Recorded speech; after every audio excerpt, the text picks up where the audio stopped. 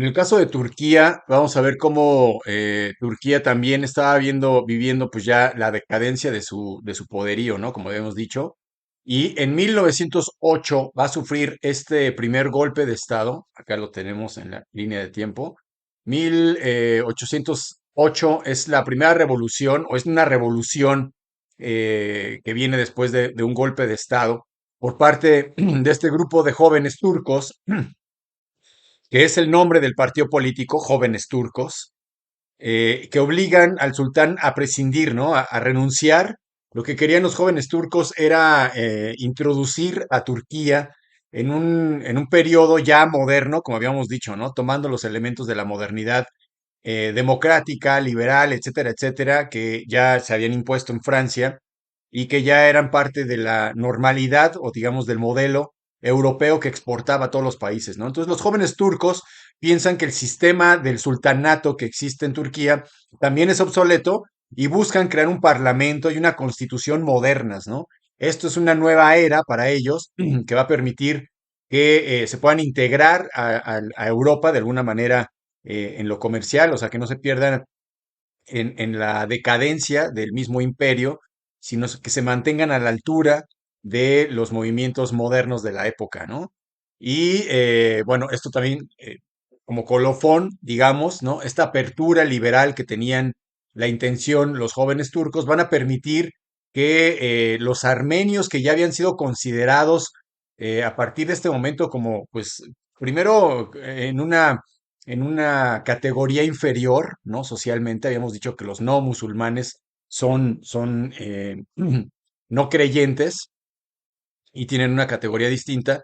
Y por otro lado, también ya se dudaba mucho, se desconfiaba mucho por este primer levantamiento que hubo en el 95, 1895, en el que se dudaba que precisamente los armenios estuvieran a favor, en primer lugar, de crear una independencia, o sea, que se volvieran a ir en contra del Imperio Otomano en decadencia y que buscaran para sus propios fines la independencia, ¿no? Esto se veía como una traición, que aprovechaban el momento de decadencia del Imperio Otomano para poderse independizar. Y por otro lado, también ya se tenía la sospecha de que estuvieran participando directa o indirectamente con Rusia, con el ejército ruso, que como decíamos igualmente había buscado derrotar al Imperio Otomano para quedarse con territorio del Cáucaso, ¿no? Del Cáucaso Norte. Y es que en Rusia había también población armenia, ¿no? Debido a esta diáspora que ha sucedido a lo largo del tiempo, bueno, también hay una gran comunidad de armenios viviendo en Rusia y por lo tanto, bueno, Turquía no lo veía con muy buenos ojos. Aquí se ve el desarrollo, un poco el desarrollo de estos movimientos en Turquía. Para 1912 ya empieza esta guerra de los Balcanes, que como decíamos, pues es la parte, el colofón, ¿no? La orilla, los extremos del Imperio Turco Otomano que se empezaban a independizar o que tenían movimientos en los que buscaban reivindicar el gobierno del sultanato y buscaban en este momento, también en la época, en esta época de nacionalismos, en los que se desarrolla el nacionalismo turco, como decíamos, el armenio también, empiezan a buscar los armenios una identidad nacional más allá de su identidad religiosa cristiana, católica.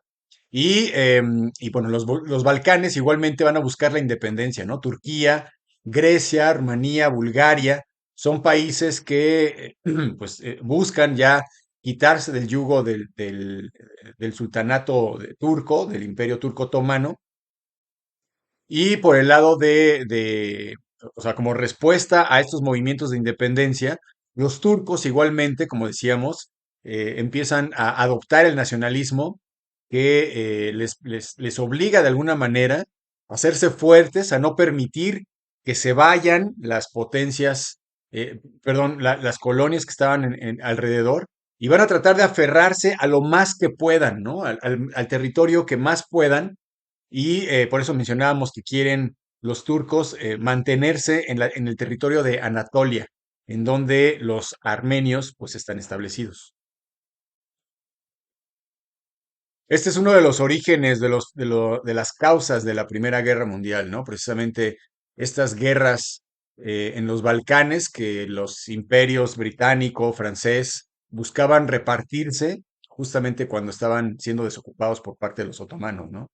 Entonces, los otomanos van a buscar aliarse con Alemania y, bueno, como ustedes saben, finalmente van a perder esta guerra. La parte de los alemanes va a perder, igual Turquía. Y durante estos años, en el año 1914, que empieza la Primera Guerra Mundial, a partir del 1915, a partir de antes, como decíamos, el gobierno turco va a perseguir a los intelectuales armenios, a la gente que pues finalmente los considera ya como traidores de participar abiertamente desde la Primera Guerra Mundial del lado de los rusos, ¿no? Entonces se va a cometer el genocidio armenio a lo largo del tiempo, y esto quiere decir una búsqueda de la erradicación por completo de la población armenia en el territorio de la Anatolia antes de que Turquía pues dejara de tener poder en esos territorios, ¿no? Entonces, a lo largo del tiempo va a haber una persecución, van a ser obligados a migrar los armenios de su territorio y van a ser, bueno, buscados y asesinados, incluso por parte del gobierno. Hay muchas notas al respecto, ¿no? De cómo la gente eh, dejó la información de cómo eran perseguidos y cómo el gobierno permitía la matanza impune al grupo de armenios que encontraban en el territorio. Este genocidio armenio ocurrió a lo largo del tiempo hasta 1917, desde 1915 hasta 1917, y concluyó con aproximadamente 1,5 millones de armenios asesinados, que Turquía pues no reconoce este genocidio, no reconoce que esta política fue parte de la política gubernamental, y por lo tanto, pues los armenios siguen buscando una reivindicación al respecto, ¿no? Pero este genocidio es parte de la identidad de los armenios que pues no tiene tanto tiempo, ¿no? Apenas hace 100 años estaban viviendo esta situación y bueno, es una de las causas precisamente de la diáspora armenia por todo el mundo. Bueno, si ven las fechas, vemos cómo es que pues ya en 1917, como recordarán, sucede la Revolución Rusa. Vamos a subir aquí en la línea de tiempo hasta Rusia. Ya los movimientos de las revoluciones, como habíamos empezado a ver, los movimientos revolucionarios y las huelgas ya habían subido de tono.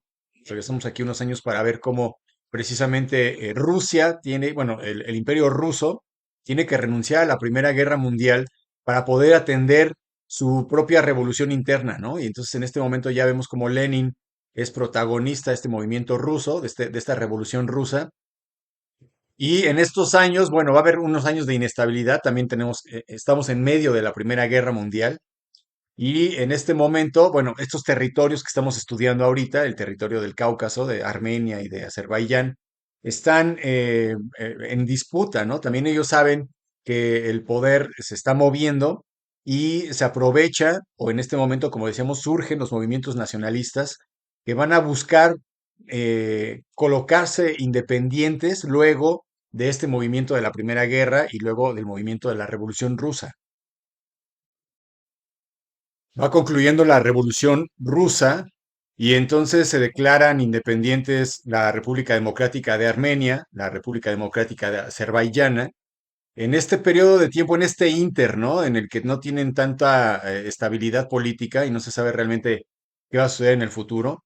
Posteriormente, bueno, en ese mismo año, en 1918, antes de que acabe la guerra, surge la República Socialista Federativa Transcaucásica, ¿no? Que se refiere a todo este territorio unido bajo pues, la jurisdicción de la URSS, en el momento en el que pues, ya se tomó el poder por parte del Soviet, por parte de los socialistas, y entonces se va a administrar todo este territorio de forma conjunta, y se le van a otorgar ciertas autonomías a estas regiones, ¿no? Que va a ser una cuestión que, como vamos a ver en el futuro, pues va a ser muy complicado porque se considera que estas regiones, pues aunque tengan autonomía, están bajo la jurisdicción de un poder más grande que es la URSS, ¿no? Entonces, mantienen la paz en este territorio. Los rusos, que son quienes finalmente mantienen la seguridad, ¿no? O aseguran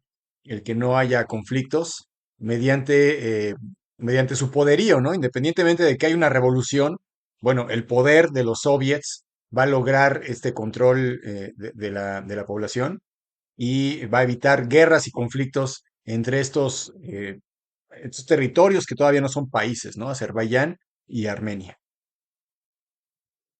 Aquí en este momento es donde encontramos el origen del conflicto, o bueno, uno de los orígenes más eh, importantes de este conflicto, y es que mucha de la población armenia quedó atrapada, por así decirlo, en este territorio de Nagorno-Karabaj, donde se concentraron, estando dentro de las fronteras del territorio azerí y bajo el control de la URSS. No había ningún problema con respecto a la seguridad, como decíamos, ¿no?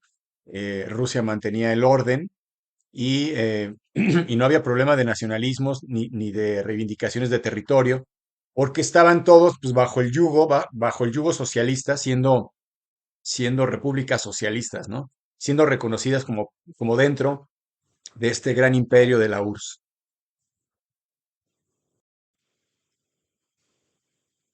Bueno, ahí se va a estabilizar un poco el gobierno, va a venir la parte del estalinismo dentro del territorio. Aquí se formaliza en 1923 las, las regiones socialistas, las repúblicas socialistas soviéticas. Se conforma la Unión de Repúblicas Socialistas Soviéticas y bueno, comienza todo este periodo stalinista luego de la muerte de Lenin, ¿no? Durante todos estos años, pues gobierna este personaje.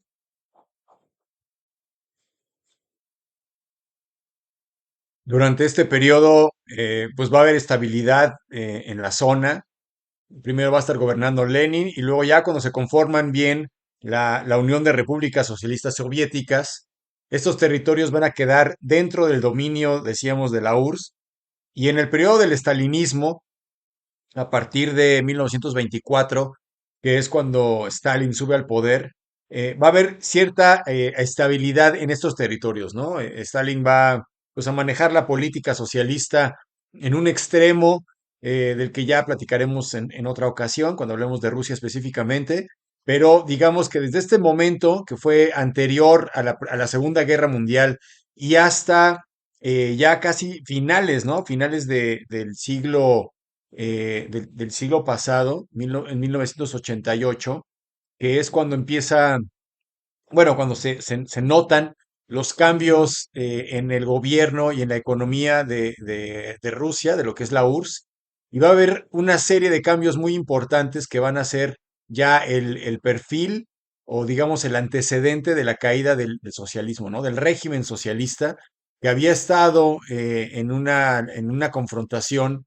con el sistema capitalista en esta guerra fría a lo largo de todos estos años en los que la URSS había invertido muchísimo dinero en la carrera espacial, en la carrera militar, y ya para estas fechas, en 1988, como habíamos dicho, Rusia, bueno, la URSS empieza a flaquear, ¿no? Y esto va a crear o a permitir, a obligar a que se enciendan las alarmas con respecto a lo que podría pasar en el caso de que la URSS dejara de existir, ¿no? Cosa que ya se podía uno imaginar ya para estas fechas. Aquí en la línea de tiempo sombreamos los países que están arriba, Bielorrusia, Ucrania, etcétera, hacia arriba, hacia el norte, y aquí todos los demás también en las repúblicas centroasiáticas, para dejar únicamente en colores, resaltar la línea de tiempo de Rusia, de las repúblicas centroasiáticas en general, de Armenia, de Azerbaiyán y de Nagorno-Karabaj, para que pues, sea más fácil que podamos identificar los símbolos, ¿no? Y lo que dice en cada una de las casillas de los años. Entonces, estábamos en 1988 viendo cómo estos países de las repúblicas centroasiáticas, Armenia, Azerbaiyán, etcétera, las repúblicas, veían ya la perspectiva de lo que podía suceder con la caída del régimen socialista, ¿no? Luego de la apertura de la Glasnost, también ya hablamos al respecto de cómo esta política económica iba permitiendo la apertura de ciertos aspectos económicos capitalistas, iba permitiendo la apertura de los medios de comunicación para que pudieran transmitir con ciertas libertades, cosa que no existía en apenas unos años anteriores. Entonces, estos cambios en el régimen van a poner, como decíamos, ¿no? En alerta a la región, que se van a preguntar, se van a cuestionar sobre su estatus en el caso de que no existiera la URSS, manteniendo la seguridad que existía hasta ese momento, ¿no? Entonces, hay una guerra que es inminente, que se acerca precisamente por el control de Nagorno-Karabaj. Los armenios que están instalados en este territorio buscan la constitución de un Estado nacional, la constitución de las instituciones, ¿no? El Parlamento, que le den legitimidad a un gobierno propio y apresuran, ¿no? Estos movimientos de separación, cosa que, pues en este momento de incertidumbre, Azerbaiyán, pues también va a estar tratando de defender que precisamente este territorio no vaya a perder este territorio al momento de que Rusia deje de estar participando en la defensa de los armenios, ¿no? Entonces, hay una confrontación, hay una guerra, precisamente para poder definir estas fronteras que están indefinidas en Nagorno-Karabaj.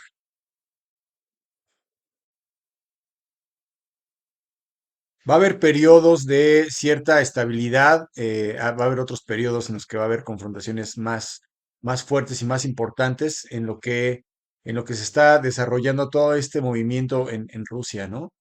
O en lo que es la URSS.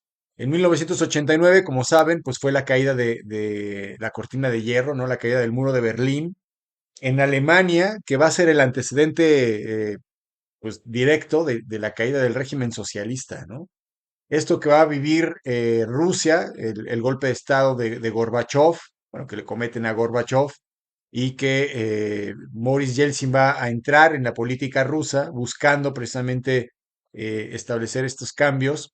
Todo este movimiento pues va a hacer que los países, que las repúblicas socialistas busquen, como decíamos, sus independencias, ¿no? Y en 1991 pues finalmente se detona esta revolución, esta caída del régimen socialista, que va a representar la apertura de parte de Rusia al mundo capitalista, va a abrir la economía para que ciertos sectores pertenezcan al sector privado y se va a abrir culturalmente también al capitalismo y a la libertad de Occidente, ¿no? Ahí vemos incluso un póster en 1991 de este festival de rock que llevó a estas bandas de rock a Moscú, cosa que no existía antes, ¿no? Imagínense la diferencia entre un régimen socialista en el que únicamente se veía propaganda política y las manifestaciones de arte y de cultura, pues estaban involucradas o directamente, pues involucradas con el socialismo, ¿no? Y entonces en esta apertura, pues la locura de poder recibir grupos de heavy metal.